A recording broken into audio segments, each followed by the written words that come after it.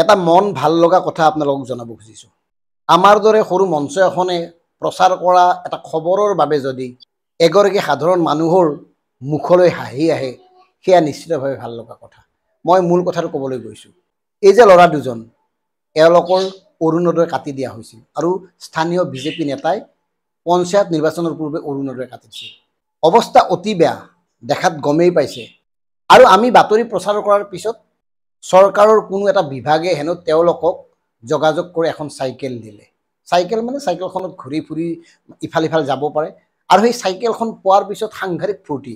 আৰু সেইকাৰণে কুলধৰ বৰ্মনে আমাক লগ পোৱাৰ পিছত কৃতজ্ঞতা জনাই কৈছিল, দাদা যে মই সৰুৰ পৰা জন্মৰ পৰা গাঁওখন ভালকৈ দেখা নাছিলোঁ, এই যে চাইকেলখন পালোঁ, গাঁওখন খুব চালোঁ, খুব ফূৰ্তি কৰিলোঁ।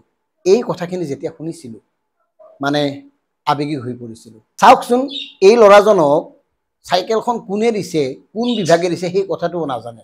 তেওঁৰ লগত হেনো যোগাযোগ কৰি বাতৰিটো পোৱাৰ পিছত তেওঁক মাতি নি চাইকেলখন গতাই দিলে। গতিকে তেওঁৰ এতিয়া খুব ফূৰ্তি। তুমি জন্মৰ পৰা গাঁওখন দেখাই নাছিলোঁ, মই গাঁওখনে দেখা নাছিলোঁ। এতিয়া গাঁওখন মই পুৰা একদম চালোঁ।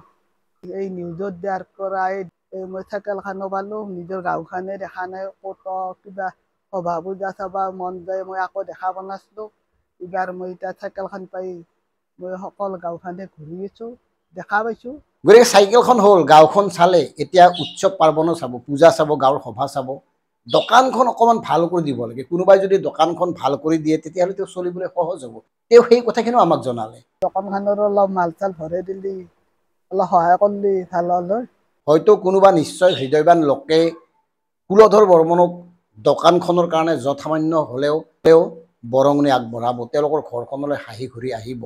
দুই এজন ল'ৰাৰে এই অৱস্থা, গতিকে নিশ্চয় দোকানখনৰ পৰা যদি ইনকাম হয় মাহিলী কিবা এটা, অন্ততঃ চলিব পাৰিব। এতিয়া আমাৰ কথাটো হ'ল, নিজে ভাবক আপোনালোকে ৰাইজ, এই ল'ৰা দুজনৰ কিয় অৰুণোদয় কাটিব লাগে? এওঁলোকেনো কাৰ পানী খোৱা খালত বিহ দিব গৈছে? অৰুণোদয় হনে কাটছি দেখোন এই কমিটিৰ কেইটাই, এই দুধ কমিটিৰ কেইটা বিজেপিৰ সেইকেইটাই কাটছি। সামান্য টকা কেইটা কাটি উঠি তেওঁলোকৰনো কি লাভ হ'ল? এই কথাবোৰ জানিবলৈ মন যায়। গতিকে এতিয়া এনেকৈ চলি আছে, মৰাই মৰি আছে আৰু যাৰ আছে তেওঁলোকৰ বাঢ়ি গৈছে। এই ভাৰসাম্যটো আনিব লাগিব। এই ভাৰসাম্যটো আনিবৰ কাৰণে আপোনালোকৰ দৰে সচেতন কিছু লোকে আগভাগ ল'ব লাগিব। গতিকে এই ভাল লগা খবৰটো আপোনালোকক দিলোঁ। অন্ততঃ DKB ফেক্টে প্ৰচাৰ কৰা এটা বাতৰিৰ বাবে এখন চাইকেল পালে, এয়াই আমাৰ কাৰণে খুব ভাল লগা আনন্দৰ খবৰ।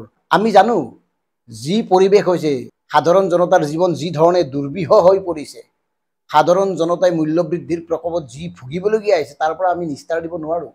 কিন্তু এনেকুৱা সৰু সৰু মানুহৰ মুখত হাঁহি বিৰিঙাবলৈ আমি অকণমান চেষ্টা কৰি চাব পাৰোঁ। আশা কৰিম এই কুলধৰ বৰ্মন আৰু অপূৰ্ব বৰ্মন অন্য ধৰণে সক্ষম দুয়োগৰাকী যুৱকৰ প্ৰতি এই চৰকাৰখন সদয় হ'ব।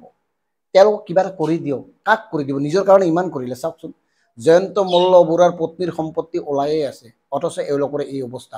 গতিকে চিন্তা কৰক, ভাবক, কথাবোৰ বিশ্লেষণ কৰক, অনুধাৱন কৰক।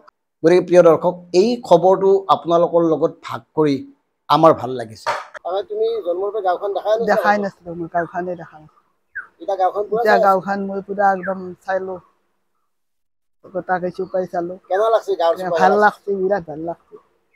হয়, আৰু যাই দিছি আৰু ধন্যবাদ, তেওঁ সকলো ভাল হ'ব। এই নিউজত দিয়াৰ পৰা এই অফিচতে দিছি, নিউজটো চাই পেলাই। অৰুণোদয় হনে কাটছি দেখোন এই কমিটিৰ কেইটাই, এই দুধ কমিটিৰ কেইটা বিজেপিৰ সেইকেইটাই কাটছি।